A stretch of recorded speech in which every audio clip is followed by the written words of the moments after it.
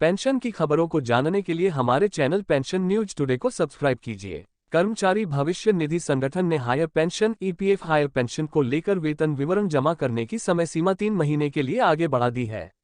नियोक्ता अब ये विवरण 31 दिसंबर 2023 तक अपलोड कर सकते हैं। श्रम मंत्रालय से जारी विज्ञप्ति के अनुसार वेतन विवरण जमा करने की समय सीमा 30 सितंबर को समाप्त हो रही थी, लेकिन नियोक्ताओं और नियोक्ता संघों के सुझावों के बाद इसे आगे बढ़ाया गया है। 29 सितंबर 2023 की स्थिति के अनुसार नियोक्ताओं के पास अभी सत्यापन के लिए 5.52 लाख आवेदन लंबित है। मंत्रालय ने कहा कि इस अनुरोध पर सहानुभूतिपूर्वक विचार किया गया और केंद्रीय न्यासी बोर्ड के चेयरमैन ने नियोक्ताओं के लिए वेतन विवरण आदि जमा करने की समय सीमा 31 दिसंबर 2023 तक बढ़ा दी है। ईपीएफओ ने नियोक्ताओं को ईपीएफ हायर पेंशन के संबंध में वेतन विवरण आदि अपलोड करने के लिए 3 महीने का समय बढ़ाया।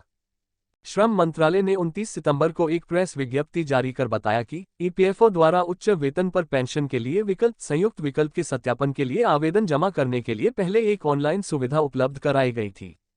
ये सुविधा माननीय सर्वोच्च न्यायालय के दिनांक 4 नवंबर 2022 के आदेश के अनुपालन में पात्र पेंशन भोगियों सदस्यों के लिए थी। ये सुविधा 26 फरवरी 2023 को शुरू की गई थी और इसे केवल 3 मई 2023 तक उपलब्ध रहना था।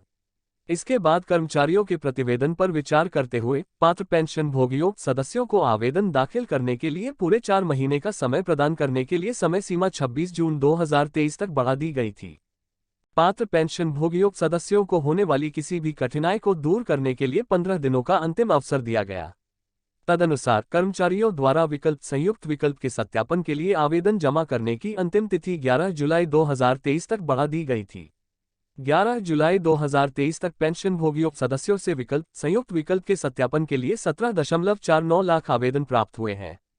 नियोक्ताओं और नियोक्ता संघों से प्राप्त प्रतिवेदनों के मद्देनजर, जिसमें आवेदक पेंशन भोगियों सदस्यों के वेतन विवरण अपलोड करने के लिए समय अवधि बढ़ाने का अनुरोध किया गया था। इसके अलावा नियोक्ताओं को वेतन विवरण इत्यादि 30 सितंबर 2023 तक ऑनलाइन जमा करने के लिए 3 महीने की अतिरिक्त अवधि भी दी गई थी। अब नियोक्ताओं और नियोक्ता संघों से फिर से कई प्रतिवेदन प्राप्त हुए हैं, जिनमें आवेदक पेंशन भोगियों सदस्यों के वेतन विवरण अपलोड करने के लिए और समय अवधि बढ़ाने का अनुरोध किया गया है। उल्लेखनीय है कि 29 सितंबर 2023 तक विकल्प संयुक्त विकल्प के सत्यापन के लिए 5.52 लाख आवेदन अभी भी नियोक्ताओं के पास लंबित हैं। अतः अनुरोध पर सहानुभूतिपूर्वक विचार किया गया है और केंद्रीय न्यासी बोर्ड के अध्यक्ष ने नियोक्ताओं के लिए वेतन विवरण आदि जमा करने के लिए समय 31 दिसंबर 2023 तक बढ़ा दिया है।